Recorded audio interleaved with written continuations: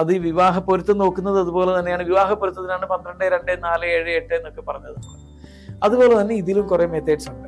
വ്യാഴത്തിന്റെയും ശുക്രന്റെയും ബാല്യ വാർദ്ധക്യ കാലങ്ങളിൽ ആ ഒരു പീരീഡിലുള്ള മുഹൂർത്തങ്ങൾ വിവാഹത്തിന് വേണ്ടി തിരഞ്ഞെടുക്കാൻ പാടില്ല എന്നൊരു പോയിന്റ് ഉണ്ട്. കർക്കിടകം, കന്നി, കുംഭം, ധനു എന്നീ 4 മാസങ്ങളും വിവാഹത്തിന് വേണ്ടി എടുക്കരുത്. വിദ്യാരംഭത്തിന് തിങ്കളാഴ്ചയെ മധ്യമമായി എടുക്കാം, മറ്റൊരു നല്ല ദിവസം അല്ലെങ്കിൽ അത് ഞാൻ എങ്ങനെ അറിഞ്ഞു അതെനിക്കും അറിയില്ല. ഇതൊക്കെയാണ്. അപ്പോഴാണ് ഒരു പക്ഷെ അങ്ങനെ ഒരു ഗുരുവിനെ ഭാരതത്തിൽ വെച്ച് ലഭിക്കുമെന്ന്, ഇന്ന സമയത്ത് ലഭിക്കുന്നു, അയാൾ അത് പ്രതീക്ഷിച്ച് ധ്യാനത്തിലിരിക്കുക. എന്താണ് മെഡിറ്റേഷന്റെ പ്രയോജനം? മെഡിറ്റേഷൻ നമ്മൾ ഈ മുഹൂർത്തത്തെ കുറിച്ച് പറഞ്ഞ് എങ്ങും എത്തിച്ചിട്ടില്ല. അപ്പൊ അതൊന്ന് കംപ്ലീറ്റ് ആക്കിയിട്ട്, അല്ലെങ്കിൽ ആളുകൾ എന്ത് പറയും ശരി കാണുന്നവർ. അപ്പൊ നമ്മള് മുഹൂർത്തത്തെ കുറിച്ച് പറഞ്ഞു, വിവാഹ മുഹൂർത്തത്തെ കുറിച്ച് പറഞ്ഞു.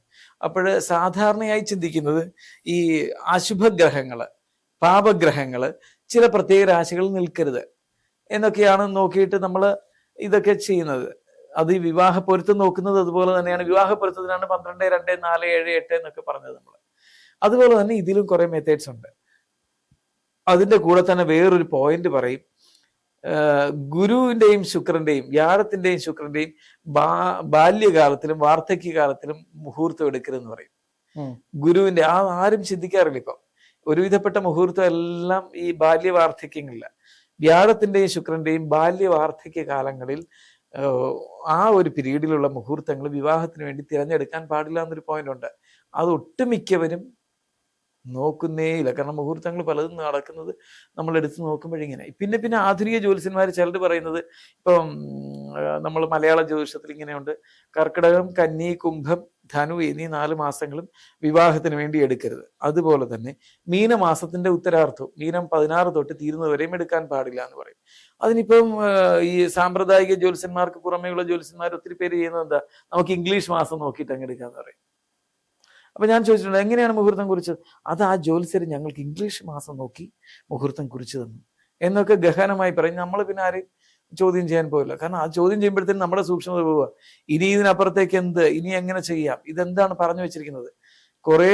കുറെ കാര്യങ്ങൾ സൂക്ഷ്മമായിട്ട് പോകേണ്ട സമയം നമ്മൾ നഷ്ടപ്പെടും. ഒരാളിനെ ചോദ്യം ചെയ്യാൻ പോകുന്നത് തിരിഞ്ഞു നിൽക്കലാകും. ഈ പഴനിയിലേക്ക് നമ്മൾ പടി ചവിട്ടുന്ന പോലെ ആയിപ്പോകും. ഈ കുടുംബാംഗങ്ങളുമായിട്ട് പഴനിയിൽ പോകുമ്പോൾ ഭഗവാനെ കാണാൻ ഇത്രയും പടികളും 1000 പടികളും ഇങ്ങനെ ചവിട്ടി പോകുമ്പോൾ ചിലരുടെ അവിടെ ചൊറിഞ്ഞും കടിച്ചും ഒക്കെ നിൽക്കും. ചിലർ ചിന്തിക്കടകളൊക്കെ നോക്കി നിൽക്കും. ചിലരുടെ അവിടെ എന്തെങ്കിലുമൊക്കെ പിള്ളേരാണെങ്കിൽ അവിടെ നിൽക്കും.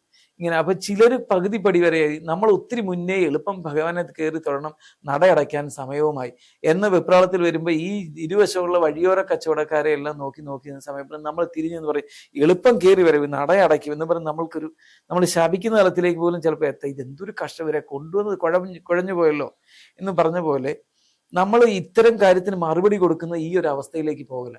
നമ്മൾ തന്നെ 1000 പടി കിടക്കുന്ന 500 പടിയായിട്ടേ ഉള്ളൂ. അവര് 10, 100 പടിയായി ഇങ്ങനെ നിൽക്കുക. അവരെ കൂടെ കൂട്ടിയും പോയി. അവരെ കൂടെ കൂട്ടിയവർ നമ്മളോടെങ്കിലും നമ്മളുടെ പടികളിലെങ്കിലും എത്തിച്ചാലേ നമുക്ക് അത്രയും കൂടെ വേഗത്തിൽ പോകാനൊക്കെ. ഇവരെ നോക്കി നിൽക്കാനൊക്കെ. ഇവരെ അഴിഞ്ഞഴിഞ്ഞ് നിൽക്കും. നമുക്ക് എത്രയും വേഗം 1000 പടിയിലേക്ക് പോകണം. ഈ ഒരു അവസ്ഥയിലൂടെയാണ് നമ്മൾ പോകുന്നത്. അപ്പോഴ് ഇത്തരം കാര്യങ്ങൾക്ക് മറുപടി കൊടുക്കുക എന്ന് പറഞ്ഞാൽ നമ്മളുടെ ജീനിയസ് മരിക്കാൻ തുടങ്ങുകയാണെന്ന് അർത്ഥം. ആർക്കും മറുപടി കൊടുക്കാനില്ല. നമ്മൾ മുന്നോട്ട് പോയി. ഇപ്പൊ ജ്യോതിഷത്തിന് തന്നെ പലരും ഈയിടയ്ക്ക് ആരോ വന്നിരുന്ന് പറഞ്ഞിട്ട് ഏതൊക്കെ ജ്യോതിഷന്മാർ ഭയങ്കര വഴക്കാണെന്നോ യൂട്യൂബിലൊക്കെ വഴക്കിടുന്നൊക്കെ. ഞാൻ പറഞ്ഞത് എവിടെ സമയം? അറിഞ്ഞ അറിവുകൾ തന്നെ തീരുന്നില്ല.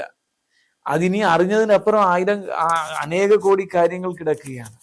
വിവാഹ മുഹൂർത്തത്തെ കുറിച്ച് നമ്മൾ നോക്കുമ്പോൾ ഈ ഗുരു ശുക്രന്മാരുടെ ബാല്യവാർദ്ധക്യ കാലങ്ങൾ ഒഴിവാക്കണം. കാരണം അവരെ എല്ലാ കാര്യങ്ങളും ഒന്നുകിൽ ശിശുക്കളുടെ സ്വഭാവമോ അല്ലെങ്കിൽ വൃദ്ധരുടെ സ്വഭാവമോ കാണിക്കും.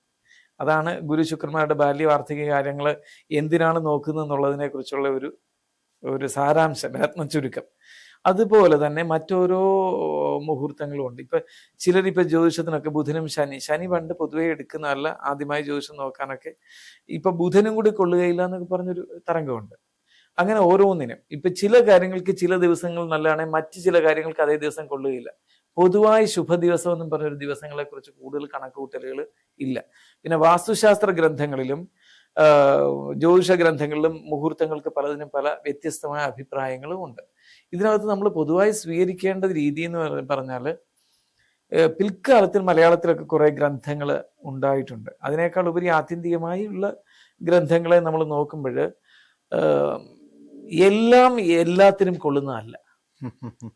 അപ്പോൾ ഓരോന്നിനും ഇപ്പോൾ വിദ്യാരംഭത്തിന് തിങ്കളാഴ്ചയെ മധ്യമമായി എടുക്കാം, മറ്റൊരു നല്ല ദിവസം അല്ലെങ്കിൽ തിങ്കളാഴ്ച എല്ലാത്തിനും നല്ലതെന്നാണ് പൊതുധാരണ.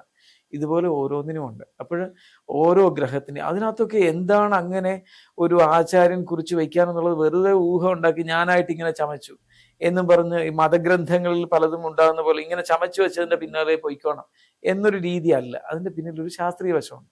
അതൊക്കെ നമുക്ക് വീണ്ടും വീണ്ടും വീണ്ടും ഗവേഷണ വിഷയമാക്കി എടുക്കേണ്ടതുണ്ട്. അങ്ങനെ നോക്കുമ്പോൾ ഈ ഭൂമിയുടെ ഗ്ലോബ് ഷേപ്പിന് ഇപ്പോൾ ഒത്തിരി തകർച്ച വന്നിട്ടുണ്ട്. ഈ സുനാമിയും ഒരുപാട് അഗ്നിപർവ്വത സ്ഫോടനങ്ങളും ഒക്കെ. ആ ഗ്ലോബ് ഷേപ്പിന് തകർച്ച വന്നപ്പോൾ കുറച്ചൊന്ന് ചളുങ്ങി. അതിന് സെക്കൻഡ്സ് ഒക്കെ സൂചികളൊക്കെ മാറ്റിയിട്ടുണ്ട്. അപ്പോൾ അതിനനുസരിച്ച് ഗണിതത്തിലും ഒക്കെ മാറ്റം വരുത്തേണ്ടതുണ്ട്. അതിനൊക്കെ കാലോചിതമായ നീക്കങ്ങൾ ഇനിയും ഉണ്ടാകേണ്ടതുണ്ട്.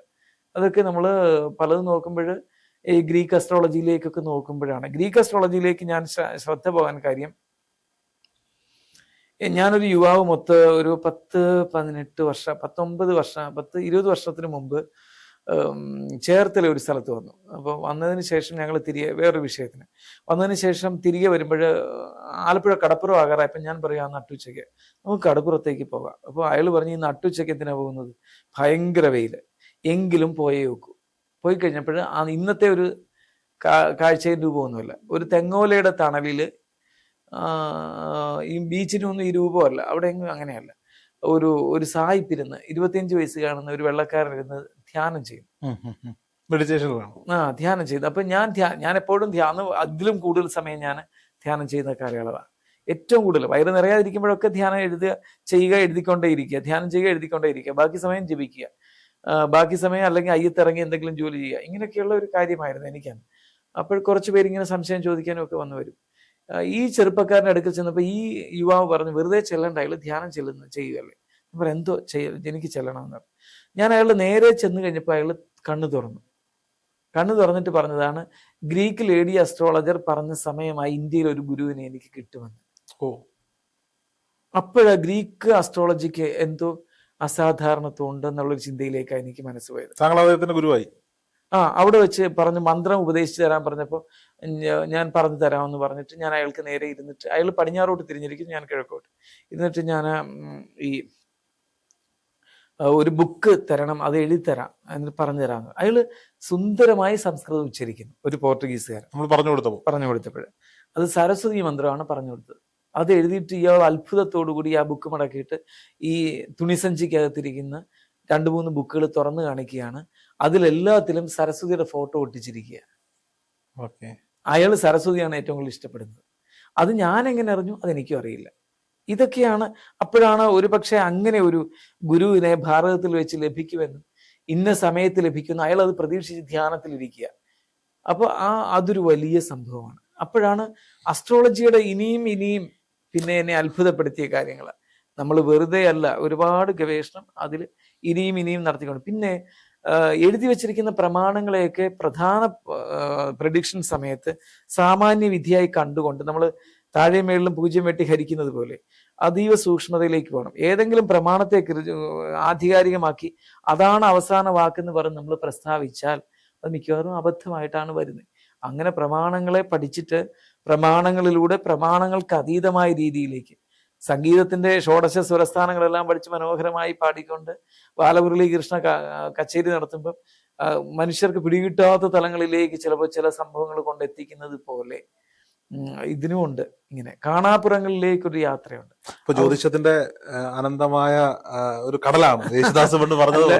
ജ്യോതിഷം മാത്രമല്ലല്ലോ, ഭാരതത്തിലെ സ്പിരിച്വാലിറ്റിയുമായി ബന്ധപ്പെട്ട് നടക്കുന്ന എല്ലാ ഘടകങ്ങളും വലിയ ഗ്രന്ഥങ്ങളൊന്നും തന്നെ ഭാരതത്തിലെ എല്ലാ ഗ്രന്ഥങ്ങളും, ഇപ്പം നമ്മള് സാഖ്യം, യോഗം, ന്യായം, വൈശേഷികം, പൂർവ്വമീമാംസ, ഉത്തരമീമാംസ നോക്കുമ്പോൾ പൂർവ്വമീമാംസയിലേ ഉള്ളൂ നമ്മളൊന്ന് തട്ടി നിൽക്കുന്നത്, ബാക്കിയല്ലാതെ ഒരു അലകടല. ഇപ്പൊ കപില മഹർഷിയുടെ സാഖ്യയോഗം എടുത്തു നോക്കുമ്പോൾ സേശ്വര സാഖ്യമുണ്ട്, നിരീശ്വര സാഖ്യം. നിരീശ്വരവാദവും ദാർശനികതയാ. അപ്പൊ ഇത് രണ്ടും ഈ ബുദ്ധനോട് ചോദിച്ച പോലെ ഇരിക്കും. ഈശ്വരൻ എവിടെയുണ്ടെന്ന് ചോദിച്ചാൽ ആ തൂണിനോട് പോയി ചോദിക്കൂ, ആ പൂവിനോട് പോയി ചോദിക്കൂ എന്നൊക്കെ പറയുന്ന പോലെ. എന്ന് വെച്ചാൽ വാഗതീതമായിരിക്കുന്ന ഒരു വസ്തുവിനെ വാക്കുകൾ കൊണ്ട് എങ്ങനെ കാണിച്ചു കൊടുക്കാനൊക്കെ ഉറപ്പായും പറ്റില്ല. അതാണ് അവിടുത്തെ ഉത്തരം. അല്ലാതെ ഇല്ലാത്തതിനെ പറയുക അല്ലെങ്കിൽ എക്സ്പീരിയൻസ് ചെയ്യാൻ പറ്റും. അതെ, പലതും വാഗതീതമാണ്. ഈ എല്ലാ ഇപ്പൊ നമ്മൾ വേദാന്ത ക്ലാസ്സുകൾ എടുക്കുമ്പോൾ പോലും ചില ഏരിയ ചെല്ലുമ്പോൾ ഉത്തരം കൊടുക്കാനൊക്കാതെ നമുക്ക് പോകും. ഇതുപോലെയാണ് ഈ ശാസ്ത്രങ്ങൾ. അപ്പോൾ അവിടെ ഞാനൊരു മുഴുമിച്ച മനുഷ്യനാണ് പൂർണ്ണനാണ് അതിൽ എന്നുള്ളതല്ല. എന്നാൽ കോൺഷ്യസ് ലെവലിൽ നമ്മൾ നോക്കുമ്പോൾ വേദാന്തത്തിന്റെ തലത്തിൽ ബോധാതീതൻ എന്നൊക്കെ പറഞ്ഞ സെൻസ് ഓഫ് കംപ്ലീറ്റ്നെസ് എന്ന് പറയുന്ന മറ്റൊരു വശമാണ്. അതൊക്കെ ഒരുപാട് വിശദീകരണങ്ങൾ ആവശ്യമുള്ള ഏരിയകളാണ്. അടുത്ത തവണ ഇരിക്കുമ്പോൾ കൂടുതൽ വിശദാംശങ്ങളിലേക്ക് ശരി, സന്തോഷം.